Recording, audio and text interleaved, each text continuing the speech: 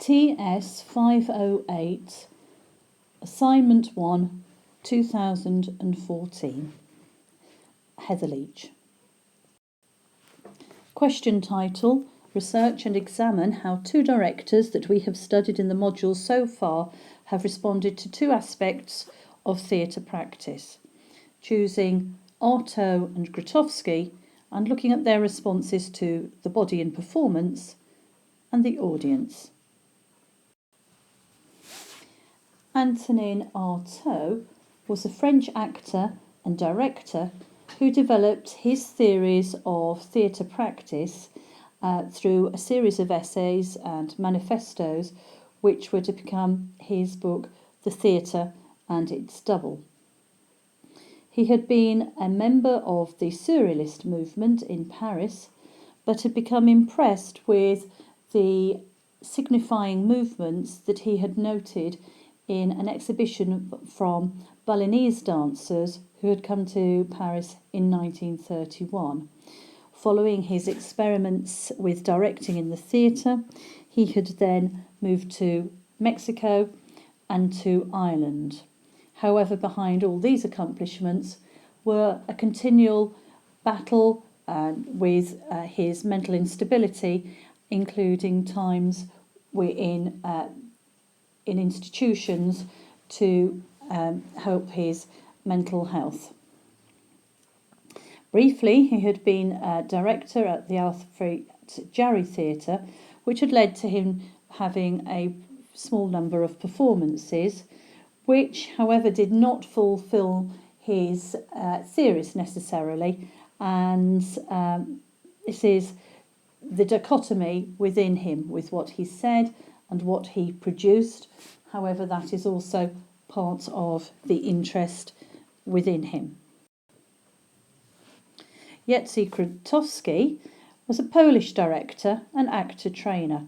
Following on from Artaud's work, he had developed his own theory looking at the relationship between the actor and the spectator, and beyond the remit of this PowerPoint had looked at further finding a way of involving the spectator within performance and the results that he had found from that. However, he established the theatre laboratory, which had used various previous theatre methods of training, including work from Stanislavski, Meyerhold, ways of preparing the actor to perform on stage. And yet Grotowski came to have a realisation about the role, the essential role of the actor. And his results were to found what he called poor theatre.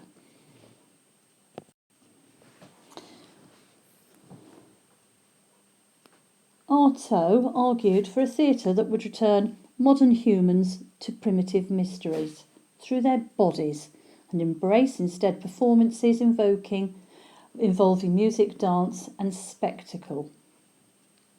This is in the words of Zarrilli et al. However, what he said and what he produced do not necessarily match up. So, on the one hand, through his writings, he wanted to melt down the form of the body, the face, to make, and the sound. He wanted to reduce speech itself. He wanted to make a primitive theatre, and on the other hand, what he produced on the stage was still performances that didn't quite match his theories. Some of his theories were that he wanted a desire for acting to be free from speech. He wanted his actors to scream, bark, shriek, whisper, howl and groan. He wanted incantation, whistling and sweet harmonies, as Robert Leach has put it. And in order to achieve that, he felt that the actor needed to have a new training and needed to experiment beyond his confines. And Artaud felt that the actor should begin his training with breathing, with rhythm, and with changing the visual shape of his body, and even experiment with animal shapes and sounds. These ideas have been taken up later. However, what we see of Artaud's own directorial output does not necessarily measure what he has been saying about what he would desire the actor to be able to fulfill. What Artaud would have liked to have seen from the actor and what he was able to perform on the stage, as I have said, do not necessarily tally. One of his intended productions had been Strindberg's Dream Play, first time that this had been performed in Paris, and he had an intention of the end of the play actually replacing the actors with dummies. And there's one notable actress of this time who had refused to work with him because he had expected her to portray a character who was going to repeatedly be farting on stage. So his first measures of extending the body on stage and the actor's willingness to fulfil this obviously haven't tallied up. In 1935, he put on a spectacle that was a performance of Shelley's Sancy. This was enabling him to apply his ideas of his theatre of cruelty.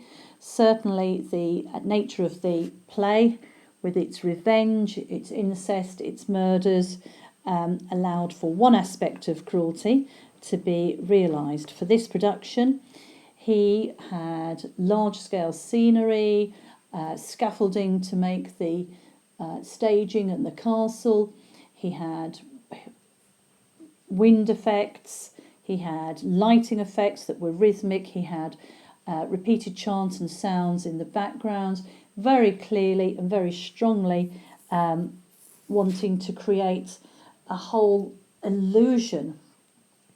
And he himself played the Count, and unfortunately the critics were kind of broken between their two ideas of how this production went.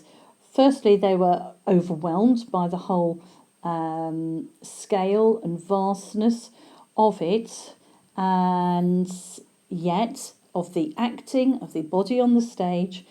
The critics described the leading lady as inaudible, while Artaud, as the Count, was described as being far too frenzied and melodramatic. The picture here shows the Artaud on the right-hand side and the leading lady facing him, and it's difficult to see from this picture how this production might have been overwhelming. However, the cast possibly were unable to match his ideas. They complained of him being aggressive and of him using literary allusions. And in his manifesto writings, he talks in very grand, large ways, talking about the cosmos, everything in being the theatre being universal. But it is indeed difficult to see how the actors could bring this down into a reality on stage. Artaud's influence from the Balinese exhibition of dance led him to believe that he could largely dispense with any textual element because he was attracted by the fragmentary and violent gestures which were suddenly cut and abandoned in the performance by the Balinese, as suggested by Barber. He was also influenced by a notable painting at the Louvre, which we can see here in the picture of Lot's daughter. And indeed, the painting does have perspective and has a almost backcloth image at the back with the bodies of the figures in the foreground as if they could indeed be actors, and it gives a sense of scale and vision that he had for his theatrical performance. And yet his suggestions for the desire to be free from speech, the desire for his actors to be using rhythmic control of their voice and make utterances, does not quite seem to match with the whole visual image here. This idea that that his actors would create through their bodies a new hieroglyph, a new language for reading on stage. And also at this time, he had watched 2 films by the Marx Brothers, which had affirmed that there was cruelty within laughter, that it was a force of wild destruction and liberation for him to use within his understanding of the cruel nature of the world that we had to embrace, and that the audience would also come to recognise too. And yet it seems that the actors within this have become not the centre, but part of the whole spectacle. Edward Braun, who wrote a book, The Director and the Stage, who catalogues how the role of the directors through the mid-19th to mid-20th century developed, is very clear in placing Grotowski's successes immediately after Artaud's, and with good reason. Even though Artaud himself is keen to explain that he was following the work of Stanislavski, of Meyerhold, the work in Germany, and that he was following and using an eclectic resource around him. He does indeed, however, acknowledge Grotowski as part of his influence. However, he felt that Artaud completely made one big misreading, unquote, of his understanding of that Balinese dance exhibition in Paris. He is very keen to point out that Artaud was not reviving, should not be reviving an old form, and that he should be seeking new theatrical practice. And that is what Grotowski felt he was doing. And through this, he took the opposite line of attack, and he pared away the illusion of sound and lighting and costume and theatrical artifice in order to hone all attention on the actor. And so he placed the body and the focus and the training of the actor as central. And this is what became known as his Paul theatre. And with that, he like Artaud, Grotowski was able to develop a series of exercises and training that was highly strenuous, athletic and agile and fully focused and with concentration for a group of actors known as the Theatre Laboratory, who were freed from the monetary need of putting a performance so that they could concentrate and really research what it is that made theatre. And for Grotowski, he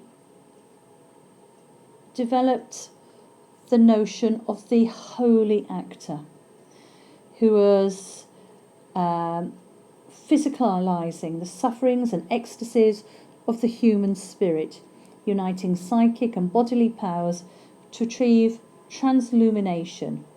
Therefore, the actor would be creating his own psychoanalytical language of sounds and gestures. The training to reach this, however, was not an add-on to what the actor already knew and had, but took quite the reverse approach. It was what he called the via negativa, in that the social training, the cultural knowledge, and the responses that the actor had learnt would all be removed, so that he would respond in the most natural and instinctive way possible. So instead of building on, he was taking down, and in this way the actor would achieve a self-revelation.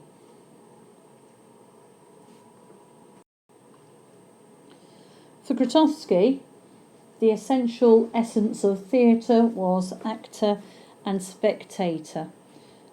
So having created theories and thoughts about the actor, then by virtue of necessity, the response and the effect that this has upon an audience is integral to the understanding of what the actor was doing. Both Artaud and Grotowski were keen to limit the distance between these two standpoints. Edward Braun recounts Artaud's staging, the first ever, as said before, of Strindberg's dream play in 1928. And he had various difficulties with getting a theatre, with problems with the serialist movement, feeling he had let them down with his associations, and yet in so doing he had been trying to blur the division between the real and the imagination, and he had also been wanting to place the audience in a new way of trying to understand the difference between the two.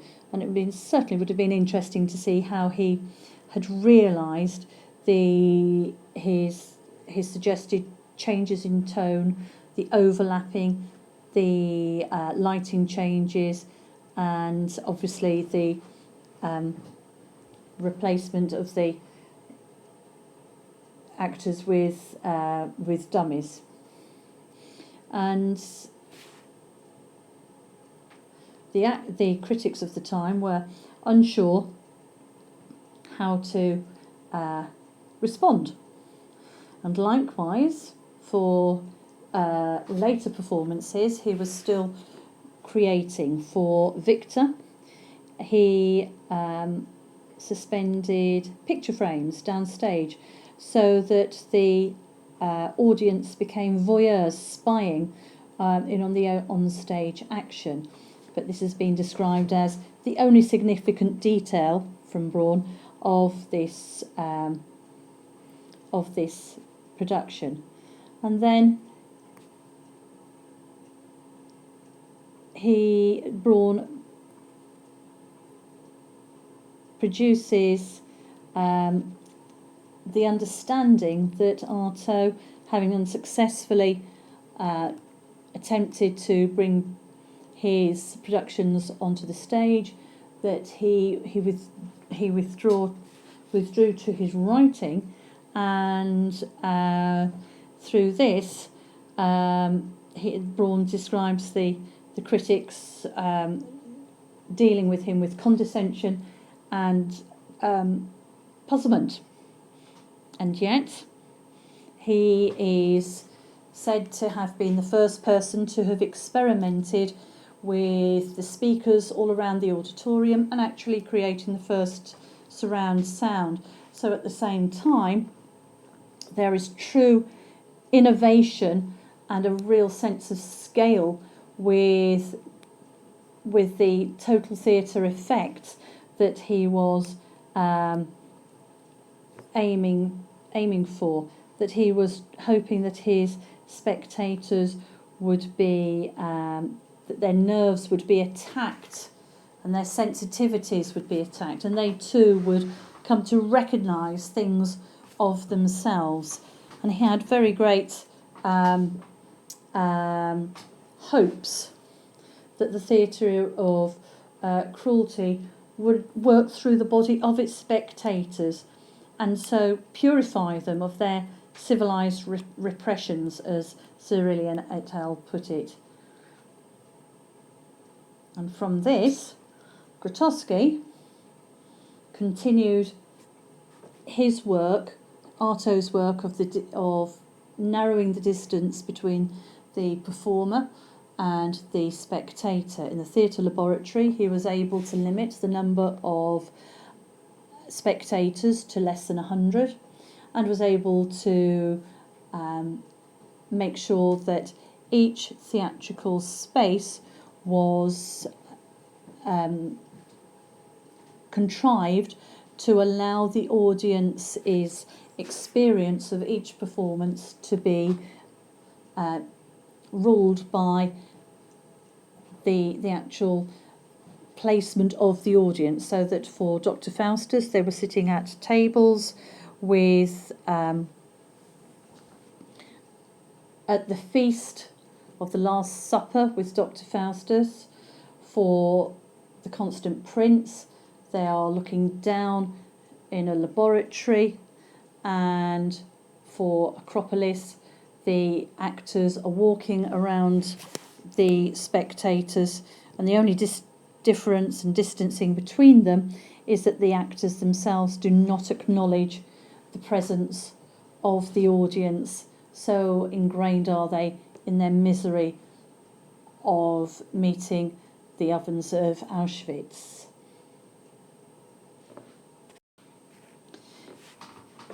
If Antonin was working on the large scale with sudden changes of lighting and sound and rhythm and effect, changing and moving script, his critics were puzzled how to respond. One critic of his time, Pierre-Jean Jouve, was overwhelmed by this use of space that he had created for the Sancy and the imposing structure, which he described as architectural, and refers to the vibrant costumes that were used in this production. And it seems that the word overwhelming is the word that is used to explain how Antonin's, Artaud's productions were received. Not so for Grotowski. For his productions, because not only were they limited in number, but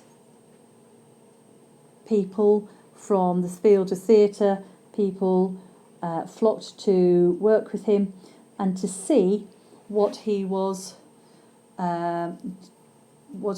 doing, and to experience that closeness. The position of the actor for Grotowski was that he was a priest, that he was, through the control and discipline and the training that he had displayed, would be able to, in some measure, help the spectator also recognise certain truths within himself. And so it is not surprising that Grotowski's use of religious language is also reflected in the works that he had used, and the spirituality in which his pieces had shown. The next slide shows a short section of the filming of Dr. Faustus, and shows the actor walking on the table at which the audience is sitting, and within that audience sitting at the table there are also actors who then speak up and interact later in the production into the piece itself. And it is possible from this clip to understand the intensity of the performance and also the proximity of the actor-audience relationship. As can be seen here, the attention to detail, the lack of monetary pressure, and with that the lack of theatrical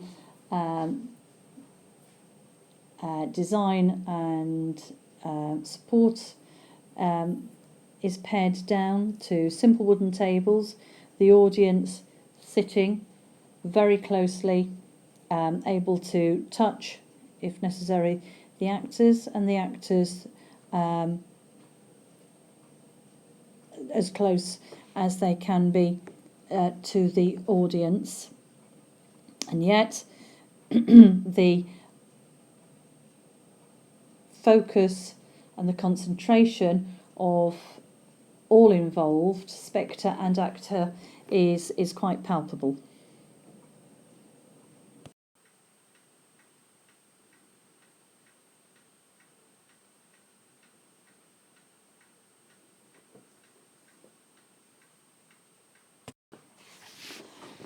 Both Artaud and Grotowski were great innovators. Both of them were able to establish new changes and perceptions of the actor-audience relationship. It seems to me that Artaud had great vision and a grandness of scale, which at times was almost out of hand, out of control, beyond his reach. And so, as can be seen by the productions that he created, there is not a parity between what he said and what he produced. The weakness of his output, however, should not limit the understanding and the thoughts that he created for the theatre. Grotowski was one of the directors who was able to follow him and apply his ideas. However, Grotowski brought his own sense of understanding and, of course, had his own unique set of resources which enabled him to come to the conclusions and reach the revelations that he found.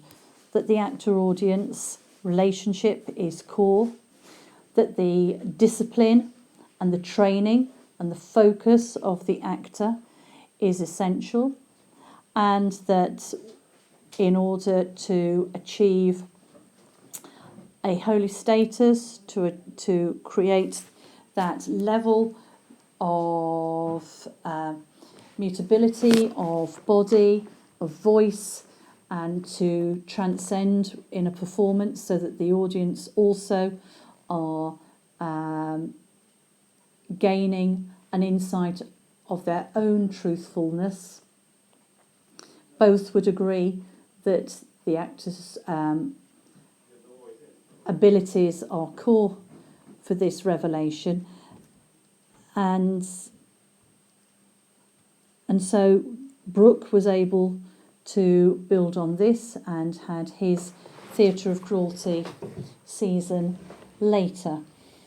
It just seems to me that Grotowski happened to have the resources and the control in which he was able to produce the results, the astounding results that he was able to make, with the understanding of removing learnt and established codes as opposed to building on them. Whereas Artaud wanted to collect from all cultures, collect things that were universal. And I feel that the two approaching from opposite ends and yet coming to very similar realizations is both a fascinating and eternal question of the two.